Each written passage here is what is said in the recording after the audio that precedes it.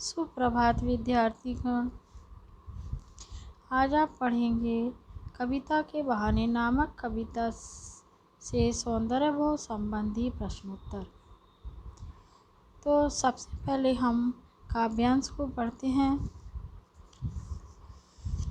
कविता एक उड़ान है चिड़िया के बहाने, कविता की उड़ान भला चिड़िया क्या जाने। बाहर भीतर इस घर उस घर, कविता के पंख लगा उड़ने के माने चिड़िया क्या जाने।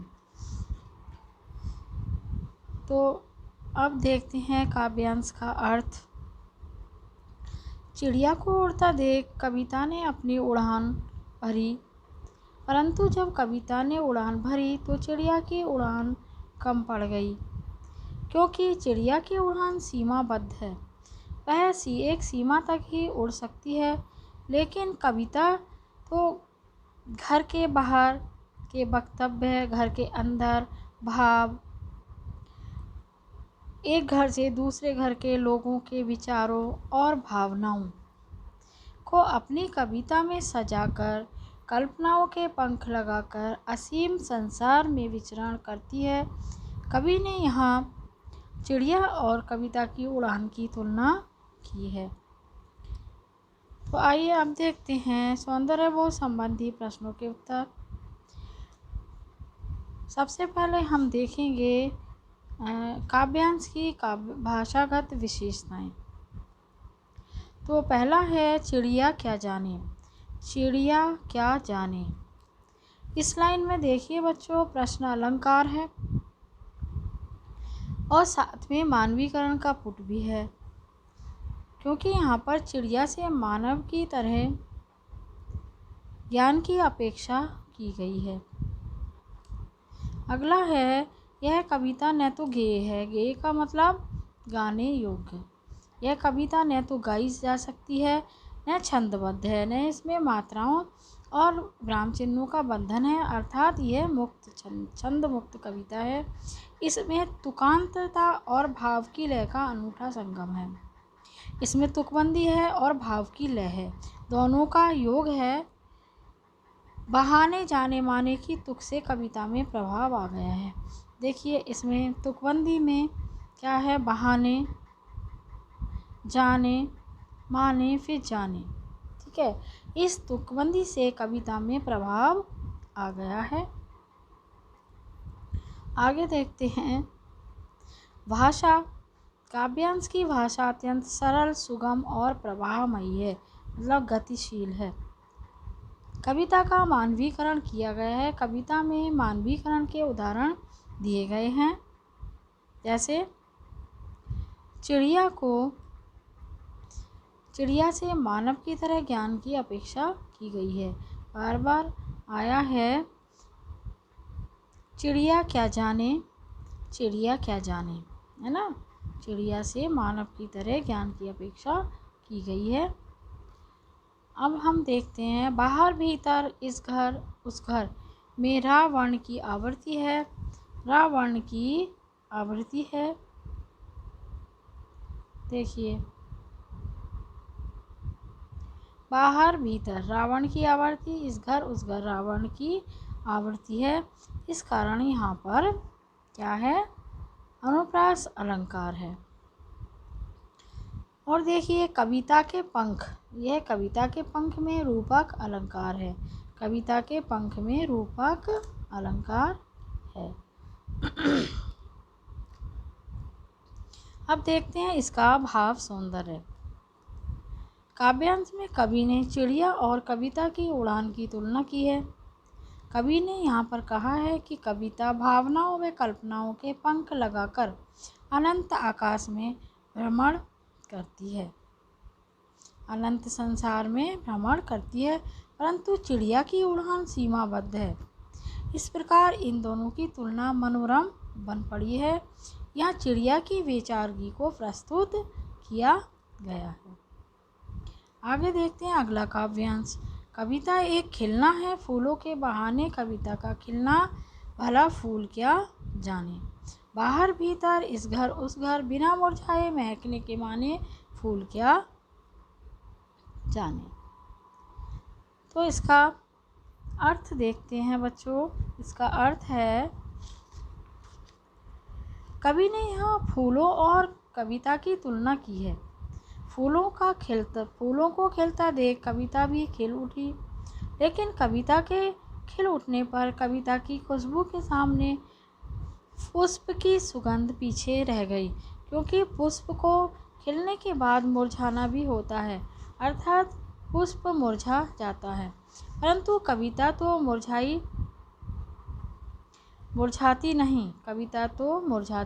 नहीं। वह इस घर उस घर, बाहर भीतर और अनंत संसार को अनंत समय तक रस का आनंद कराती है। लेकिन फूल की सुगंध सीमाबद्ध है और कविता की सुगंध असीम है। यहाँ पर कवि ने फूल की बेचारगी को प्रस्तुत किया है। अब है भाव सौंदर्य। कविता और फूल की तुलना मनोरम बन पड़ी है।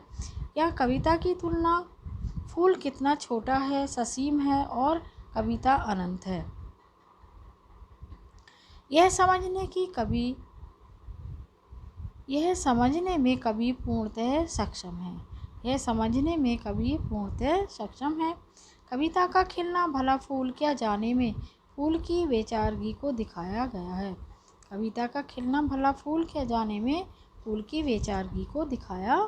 है। अब देखिए इसका शिल्प सौंदर्य।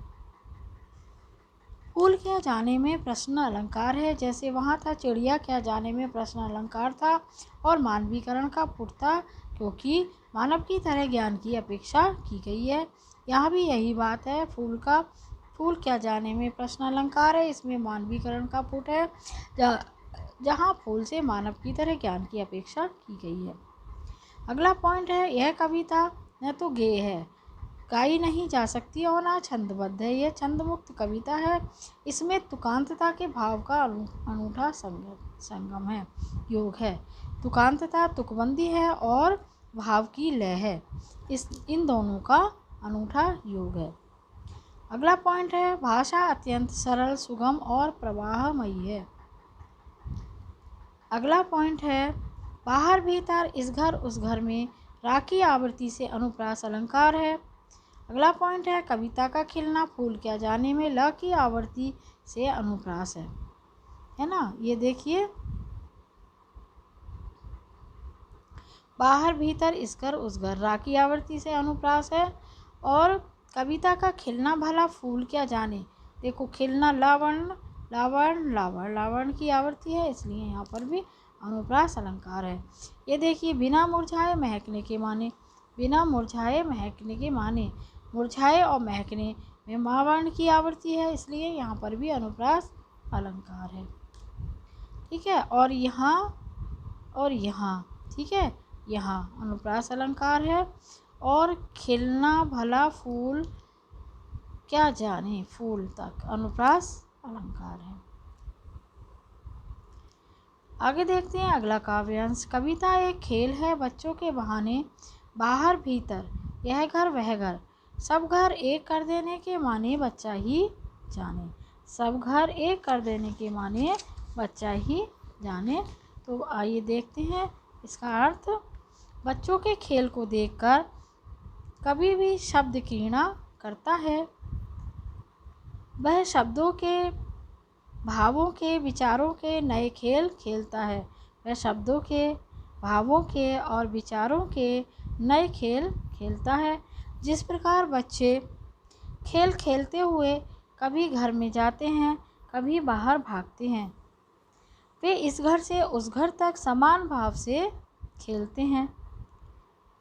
उनके मन में अपने पराये का भेद नहीं होता। वे खेल खेल में सभी को अपना बना लेते हैं। वे सब घरों को एक करके क्या कहना चाहते हैं, वह तो बच्चा ही जाने। वह सब घरों को एक करके क्या कहना चाहते हैं, वह तो बच्चा ही जाने। सब घर एक कर देने के माने बच्चा ही जाने, है ना। वह सब घरों को एक करके क्या करना चाहते हैं वह तो बच्चा ही जाने। क्या कहना चाहते हैं वह तो बच्चा ही जाने। आगे है, बच्चों के अनुसार कवि कर्म भी एक खेल है, शब्दों का खेल। कवि शब्दों के माध्यम से अपनों के, परायों के, अपने मन के और सब घरों के मनोभावों को बाढ़ी देता है। वह भी सबको समान कर अपनी भावनाओं को बाढ़ी देता है। कवि भी सबको समान मानकर अपनी भावनाओं को बाढ़ी देता है। एक बार फिर, बच्चों के अनुसार कवि कर्म भी एक खेल है, शब्दों का खेल।